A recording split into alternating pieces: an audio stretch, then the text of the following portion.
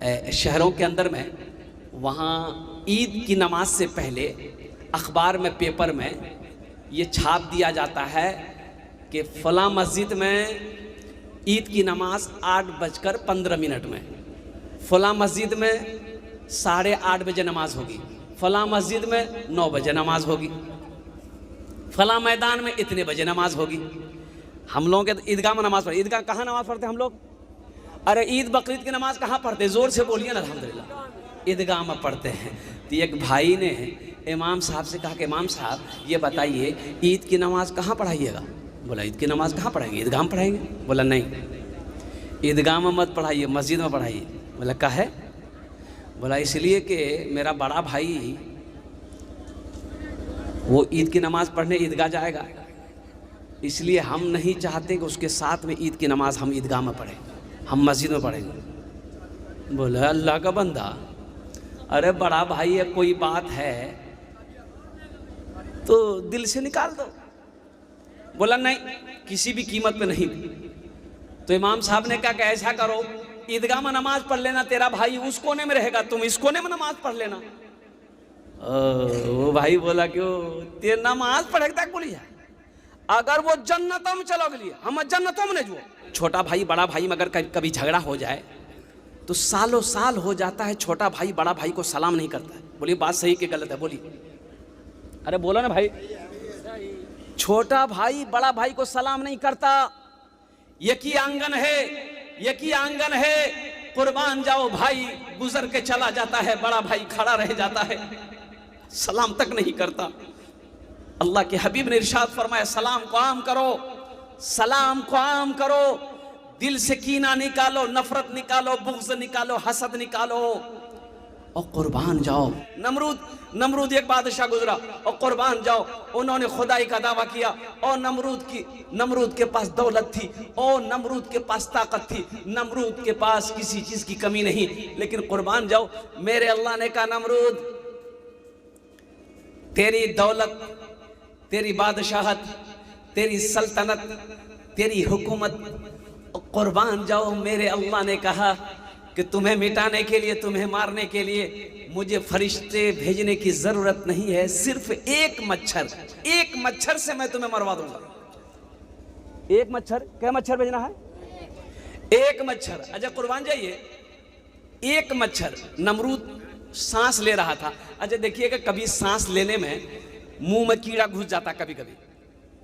अब इधर आप लोगों को घुसता कि नहीं घुसता है ना? कभी कभी गर्मी का मौसम हो, कोई मौसम हो, वो छोटी छोटी कीड़े होते हैं, मच्छर कहिए कुछ भी कहिए, कभी नाक में घुस जाता है। आदमी सांस लिया नाक में चला गया, कभी सांस लिया मुंह में चला गया। ओ कुर्बान जाओ, एक मच्छर, छोटा सा मच्छर, और नमरूद सांस ले रहा था, नाक के अंदर में दाखिल हो गया। बहुत कोशिश किया मच्छर को निकाले, छींकते छींकते थक गया नमरूद, मच्छर निकलने का नाम नहीं है, मच्छर नहीं निकला। नमरूद परेशान हो गया। वो मच्छर धीरे धीरे बढ़ते बढ़ते यहाँ पहुंच गया, दिमाग। कहाँ पहुंचा? अब दिमाग में पहुंचा तो वो मच्छर अब वहाँ दिमाग में खुजली करने लगा। जब चलता था ना मच्छर तो दिमाग में सब सब सब सब करे, और जब सब सब करेगा तो खुजली होगी कि नहीं होगी? अरे बोलो भाई, खुजलाहट होगी ना। तो नमरूद खुजलाता था तो उसको तशफ़ी नहीं होती थी, खुजलाहट खत्म नहीं होती थी। कंघी से खुजलाए, हाथ से खुजलाए, खुजलाहट खत्म नहीं होती थी। फिर वो एक आदमी को मुकर्रर कर रखा था, जैसे ही माथा खुजलाता था ना, एक आदमी को बुलाया कि नौकर को मौजूद रखता था कि जूता लेके हमको मारो।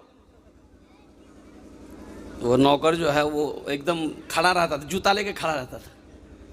जैसे खुजलाहट शुरू हुई, जूता बरसना शुरू हुआ, और जैसे जूते की चोट पड़ती थी ना, नमरूद को बड़ा अच्छा लगता। नमरूद को आराम मिलता था। इसी बीमारी में इसी मच्छर ने नमरूद को मिटा दिया, नामो निशान मिट गया। और कुर्बान जाओ नौजवानों, तुम्हें तो खुश होना चाहिए। देखो बेटा एक नेमत है, बेटा एक नेमत है। बेटी क्या है? बेटी नेमत भी है, रहमत भी है, बरकत भी है। सुभान अल्लाह वाला। बेटी नेमत भी है, बेटी रहमत भी है, बेटी बरकत भी है। और कुर्बान जाओ, उस वक्त अल्लाह ने अपने महबूब सल्लल्लाहु अलैहि वसल्लम के घर में बेटी को पैदा किया जब अरब के लोग जब अय्याम जाहिलियत में लोग अपनी बेटी को पसंद नहीं करते थे, जैसी बच्ची पैदा होती थी लोग जिंदा बच्ची को दफन कर देता था। उस वक्त अल्लाह के रसूल सल्लल्लाहु अलैहि वसल्लम के घर में ओ पहली बड़ी सबसे बड़ी बेटी हजरत सैयदा ज़ैनब रदी अल्लाह ताला अन्हा पैदा हुई। अल्लाह के हबीब को पता चला मेरे घर में अल्लाह ने बेटी दिया है। आप खुश हो गए। आपने फरमाया कहाँ है मेरी बेटी, लाओ मुझे मेरे गोद में दो, मेरे गोद में दो। और नौजवानों मुसलमानों एक बात और बताता चलूं, रहती जिंदगी अगर एक बेटी है दो बेटी है, जहां पर बेटा को अगर 1 बीघा जमीन आप दे रहे हैं, बेटा को जमीन दे रहे हैं, वहीं पर बेटी का भी हिस्सा देकर मरो। ये भाई लोग नहीं देता है, भाई लोग हिस्सा बहन को नहीं देता है, सब भाई नहीं देता है। एक बात याद रखना, बेटी का हिस्सा जो बाप नहीं देगा, जो भाई अपने बहन का हिस्सा खाएगा, कुर्बान जाओ अल्लाह के कटघरे मुंह से खड़ा होना पड़ेगा। जब तक उसका हिसाब अल्लाह नहीं ले लेगा वो हश्र के मैदान से हिल नहीं सकता। 1 रुपया बेटा के लिए है, 8 आना बेटी का हिस्सा है, 8 आना बेटी को दो। बहन का हिस्सा खा गया और साले साल उम्रा कर रहा है, साले साल हज कर रहा है, पर का हाजी साहब यहां तक दाढ़ी, अब बहन का हिस्सा खा के डकार लिया। ये हज काम नहीं आएगा। एक बात याद रखना, पहले इसका हिसाब देना होगा अल्लाह की बारगाह में। इसलिए कोशिश कीजिएगा रहती जिंदगी बेटा का हिस्सा दे दीजिए, बेटी का हिस्सा दे दो। बहन का हिस्सा है, बहन ये भी तुम ले लो, बहन का हिस्सा है ये ले लो, बेटी का हिस्सा है ये ले लो, बेटा का हिस्सा है ये ले लो। वसीयत करके मरो। अभी एक कोच है बांग्लादेश का, महबूब अली, भाइयों से कहना चाहता हूं अपने बहन का हिस्सा, बाप मर गया बहन का हिस्सा दो, तुम्हारे पास जो अमानत है उसमें से हिस्सा दो। अल्हम्दुलिल्लाह, चाहे वो 1 डिसमिल जमीन ही बहन क्यों ना पाती हो, उसका हिस्सा उसको निकाल के दे दो। महबूब अली बांग्लादेश क्रिकेट टीम का कोच रह चुका, बड़ा खिलाड़ी, दौलत का अंबार, कुर्बान जाओ।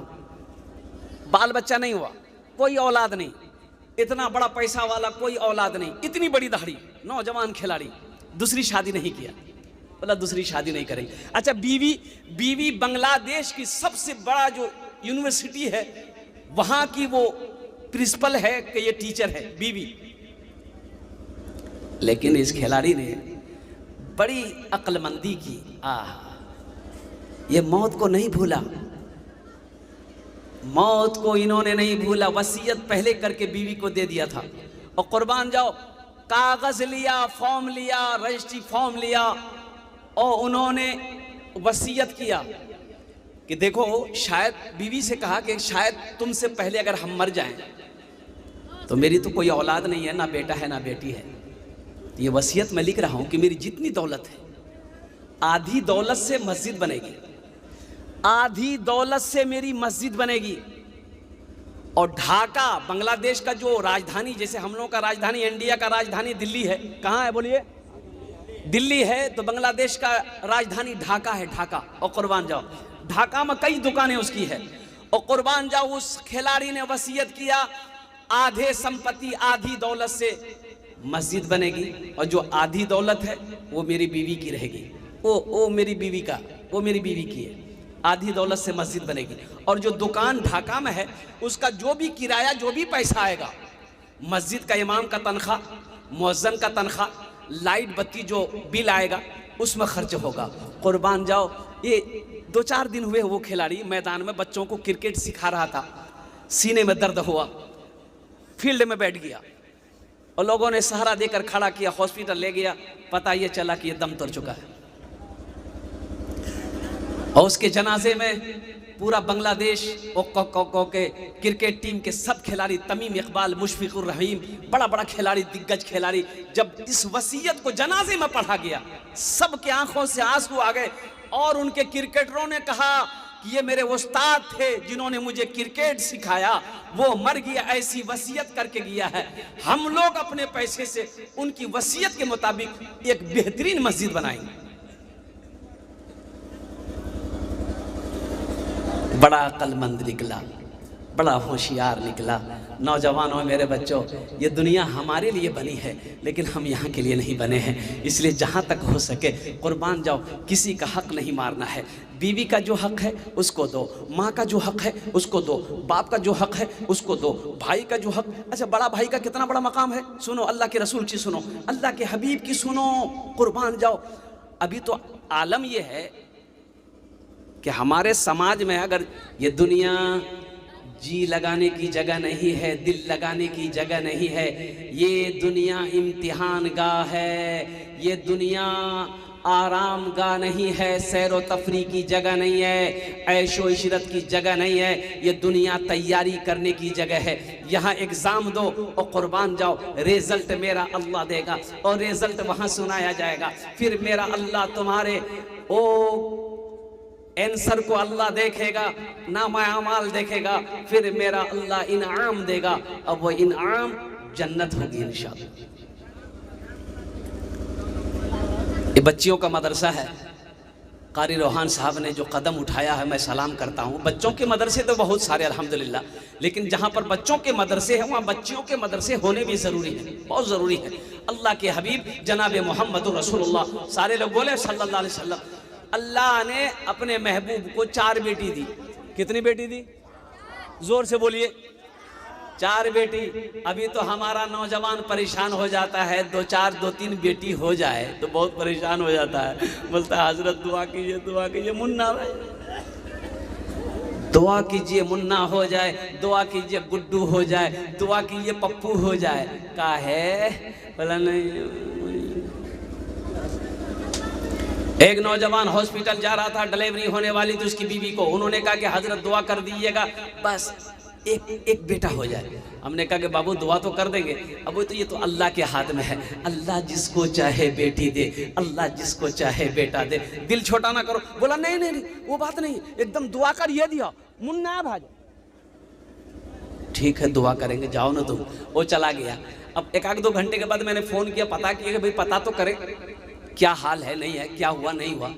फोने ने उठा रहा, फोने ने उठा रहा, 2-4 बार फ़ोन किए, फ़ोन नहीं उठा रहा, तो परेशान हो गए कि भाई क्या बात है, अब क्या पेशेंट का क्या हाल है, अब वो बच्चा हुआ क्या हुआ नहीं हुआ। फिर देखते कुछ देर के बाद उसका फ़ोन आया, रिटर्न किया, वापस किया, तो सलाम दुआ के बाद मैंने कहा कि बाबू खैरियत है? बोला नहीं खैरियत नहीं। बोले खैरियत नहीं? कहा क्या हुआ? बोला जो नहीं होना था वही हुआ, बेटी हुई।